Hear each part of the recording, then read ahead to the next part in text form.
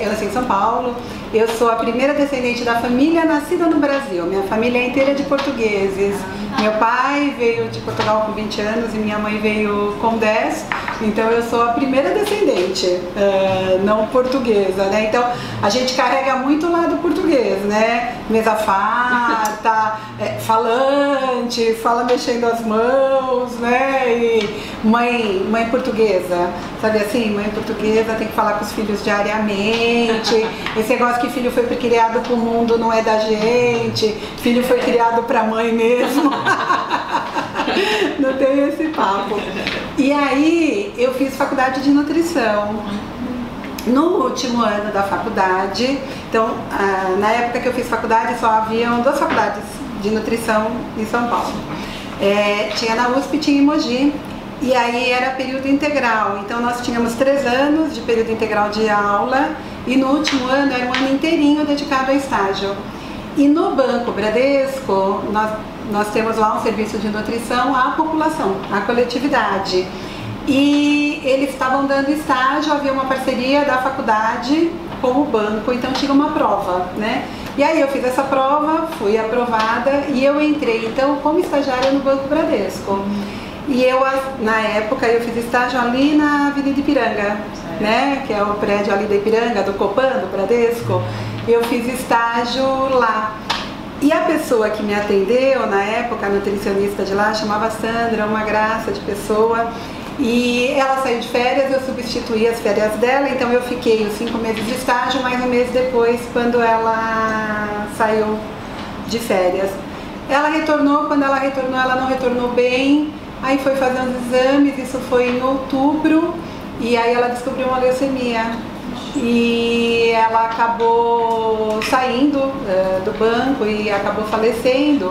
E foi muito rápido, tanto que eu entrei, eu fui aprovada para a vaga dela. E aí eu entrei em fevereiro do banco, assim, eu me formei, eu casei numa semana, eu me formei numa semana, casei na outra e entrei no banco na outra.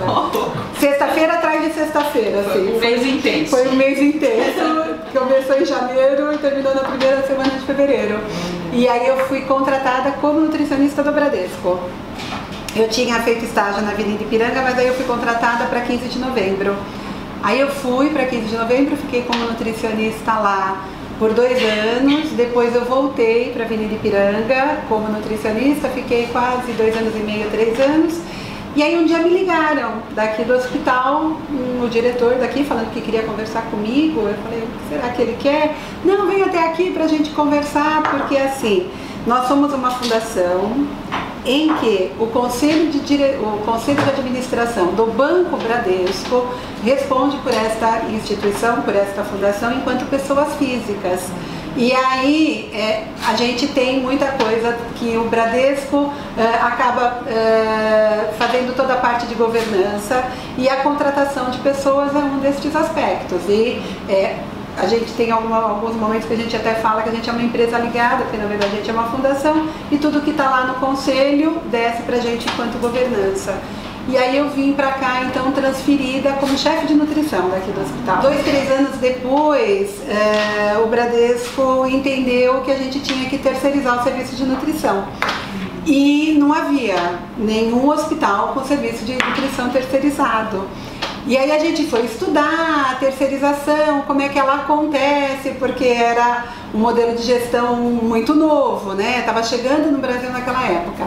E aí nós terceirizamos o serviço de nutrição daqui.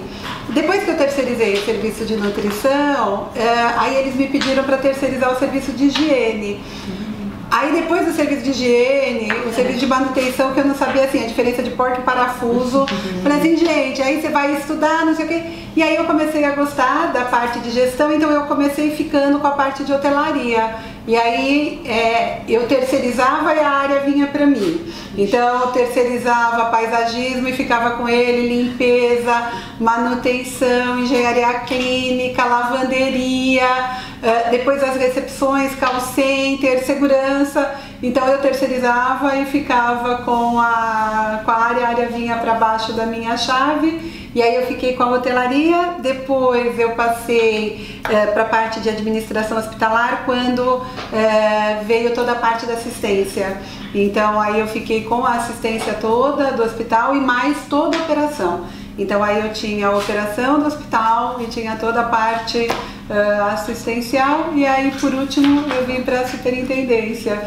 Então eu falo assim, é uma história que eu me orgulho, porque assim, eu fui estudando, né, eu sempre gostei muito de estudar e sempre gostei muito de dar aula, então ou eu estava na academia estudando, ou eu estava como aluna, ou eu estava como professora. E aí é bom quando você vê, né, que você investe, aí você tem um reconhecimento, então aqui é possível entrar como estagiário e virar superintendente. O professor Edmundo Vasconcelos, ele era especialista em doenças do aparelho digestivo, do HC, chamado de o príncipe do bisturi. Disse que ele era um grande cirurgião brilhante. Tem muitos estudos que falam da técnica cirúrgica, da presteza cirúrgica que ele tinha. Do mesmo jeito que no HC fundou o INCOR, né? Então, do HC veio eles montaram uma unidade especializada para o coração. O professor Edmundo Vasconcelos quis montar um hospital que fosse referência em doenças do aparelho digestivo. E ele é o idealizador e o fundador da instituição. Então, quando o hospital nasce, ele nasce como Instituto de Moléstias do Aparelho Digestivo e da Nutrição. Então ele era um hospital especializado só para doenças do aparelho digestivo e era um instituto. Tudo que tinha de melhor na época, ele comprou para o hospital. Então assim, ele procurava tudo de melhor, os melhores equipamentos, né? Vocês veem o tamanho do quarto que a gente tem, que vocês ainda não conheceram, mas assim, vocês viram o corredor.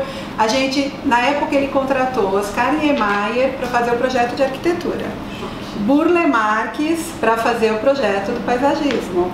E a gente tem 2 painéis de Di Cavalcanti. Quando vocês entraram no térreo, tem um painel de vidrotil enorme, nós temos 2 iguais a esse, que são do Di Cavalcanti. Então assim, ninguém pode falar que ele era humildezinho, né? Então ele de fato chamou os ícones da arquitetura para construírem a instituição. Aí nesse momento ele tem uma negociação com o Bradesco, houve aí um momento de descompasso, né, entre a dívida que havia, e aí é neste momento que a Fundação Bradesco assume então o hospital. Quando a Fundação Bradesco assume, nós éramos um hospital especializado que atendia o SUS. E aí quando a Fundação Bradesco entra, já entra com perfil de hospital não mais especializado. Outras especialidades entram junto. Por exemplo, o Dr. Antoninho, que era o nosso diretor técnico até dezembro, ele é um cirurgião do coração. E ele entra poucos anos depois. Por quê? Porque outras especialidades foram vindo.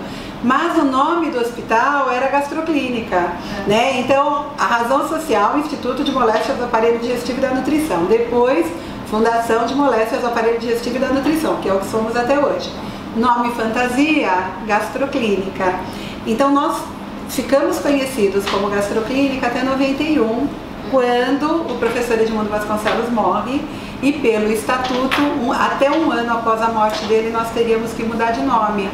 E aí a gente teria que homenageá-lo, né? Isso de fato foi feito, então a gente muda de nome para o Hospital Professor Edmundo Vasconcelos, em homenagem ao idealizador. Primeiro hospital especializado em doenças do aparelho digestivo somos nós, não havia este hospital. E não existiam hospitais especializados, né? Ele de fato é um grande visionário, quer dizer, tinha um INCOR e aí vem a gente, e não lembro de um outro hospital especializado, porque nessa época começam a serem construídos os hospitais das sociedades, né? Então da sociedade alemã, israelita, né? Então a gente surge mais ou menos na mesma época. Em 49 o hospital é constituído. Então assim, eu vou lá no cartório e constituo. Aí vou levantar verba, terraplanar todo o prédio, não sei o que, não sei o que lá. até construir tudo isso, né? Contratar o Oscar Niemeyer, não sei o quê. Que já, porque assim, já tinha o Ibirapuera, né? Então, se você olhar as nossas marquises aqui, elas são iguais às marquises do Ibirapuera. Então, fazer todo esse jardim, então teve esse período aí de 20 anos, que é o tempo que o hospital demora, de fato, para começar as atividades. Nós temos este prédio, que é o prédio das unidades de internação. Então, o hospital tinha unidade de internação e pronto-socorro, né? Então, a emergência, que não é onde é hoje, né? A emergência era ali onde é o banco de sangue, ali na entrada da rampa, subindo a rampa, era o pronto-socorro. E nós tínhamos aqui um centro médico, que eram alguns consultórios que funcionavam na sobreloja, e aí nós atendíamos ali as consultas. Aí a gente contrata o Lauro Michelin, a L+M, que é o primeiro projeto deles, de hospital, somos nós, que eles fizeram o centro médico. E aí a gente inaugura o centro médico em 93. Então este outro prédio, que é o prédio onde nós atendemos todas as especialidades médicas, que hoje dão em média 25 mil consultas por mês que a gente atende lá, ele é inaugurado no Carnaval de 93. E aí tem uma coisa que é bem bacana do projeto, assim, que é histórica. Quando o Niemeyer fez o projeto, não existia 23 de maio, certo, né? Então nós somos anteriores a 23 de maio. Sim. Mas ele já sabia que haveria a 23 de maio. Só não tinha nem a 23 de maio na Avenida Ibirapuera. Só que no projeto inicial da prefeitura, a 23 de maio é onde é hoje a Avenida Ibirapuera. Então a 23 de maio foi projetada para ser onde é a Avenida Ibirapuera. Então, a frente do prédio, ela é virada para 23 de maio, não tinha ainda servidor de público na nossa frente. Então, a frente do prédio está virada para Ibirapuera, porque seria a maior rota, a rota principal. Aí começa a construir o prédio e começa a fazer a 23, e eles invertem. Porque é uma região muito alagada, né? Sim, até hoje. O solo aqui é muito úmido. Sim. E aí, para fazer a 23, eles resolveram não fazer e trazer a 23 para cá. Então, quem está na 23 vê as costas do hospital. Nós tivemos uma paciente aqui, a Marisa, ela teve um câncer de mama. E aí, depois do câncer de mama, ela teve um câncer, um tumor de coração. É um tumor benigno, mas ela operou, não sei o quê. E ela ficou aqui internada conosco durante 3 meses. E ela via do jardim, do quarto dela, todos os quartos dão de frente para o jardim. Então, ela via várias paisagens, não sei o que, e um dia a gente conversando, ela não tem o que fazer, ô Marisa, faz crochê, tricô, pinta. E aí ela pediu lápis, papel, não sei o que, e ela começou a pintar. Então ela ficava na janela do quarto, olhando o jardim. E aí ela foi pintando, e aí ela foi se especializando, não sei o que, mas ela fez um monte de imagem. E aí quando foi no ano seguinte, nós pegamos 12 imagens que ela fez da janela do quarto dela e virou o calendário do hospital. Ah, que legal. Com as imagens que ela fez. E aí ela saiu daqui, ela foi fazer curso de artes plásticas e ela hoje é famosíssima, famosíssima. Outro dia ela estava com uma exposição de mandalas na China. A gente tem lá no... Então, eu falei que a gente tem os 2 painéis do Di Cavalcanti, né? Você já viu as fotos aí, né? Então, nós temos esses 2 painéis.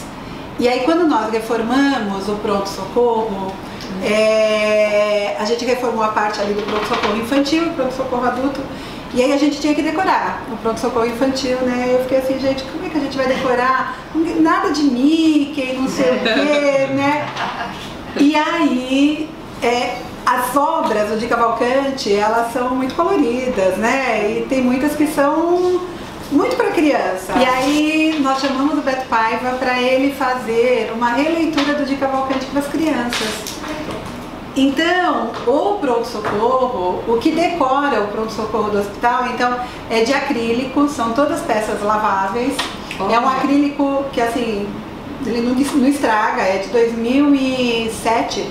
Você olha lá, tá novinho, novinho, porque o acrílico dura, né? E aí a gente fez uma releitura do Di Cavalcanti para crianças lá no pronto-socorro.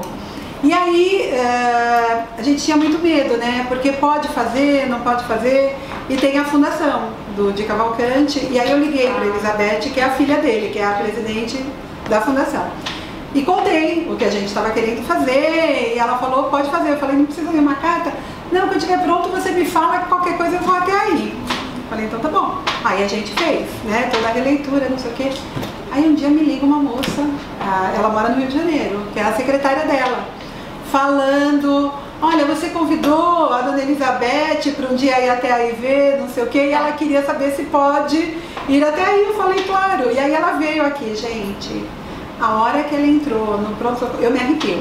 A hora que ela entrou no pronto-socorro e que ela viu as peças e as crianças, assim, né? Porque todos os consultórios têm, as imagens todas a gente pegou, varremos tudo do Di Cavalcanti, o que comunica para a criança. E são várias técnicas em acrílico, não é uma técnica só.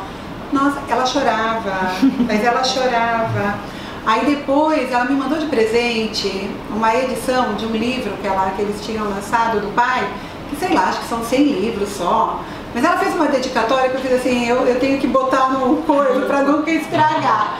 Porque a gente às vezes fica com medo, né? Será que o artista deixa?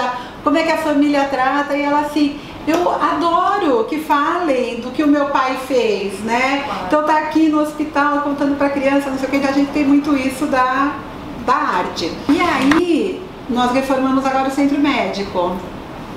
Terminamos o ano passado, em março. E aí o banco, então, cedeu pra gente. Aí tem todo o tutorial aqui das obras.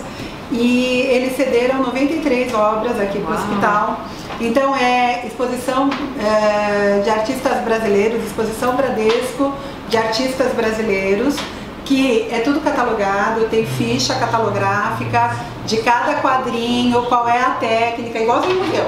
Qual é a técnica, o tamanho da obra, o título, o pintor, e tá lá no centro médico. Então a gente tem toda uma...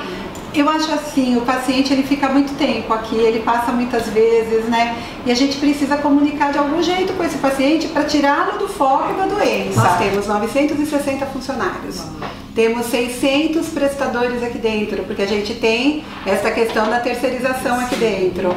E temos mais 1000 médicos. Então, estes 3 grandes polos, né, o dia inteiro interagindo, em que o objetivo é o paciente, né? E como é que a gente faz para que isto possa acontecer, para que a melhor entrega para o paciente seja feita? Eu acho assim, a missão do hospital ela tem que ser clara para todo mundo, né? E a nossa missão é o cuidado centrado no paciente. Como é que a gente faz para ter o paciente no centro do cuidado? E aí a gente tem que botar todas estas, né, quase 3.000 pessoas o dia inteiro olhando para o paciente no centro do cuidado, né?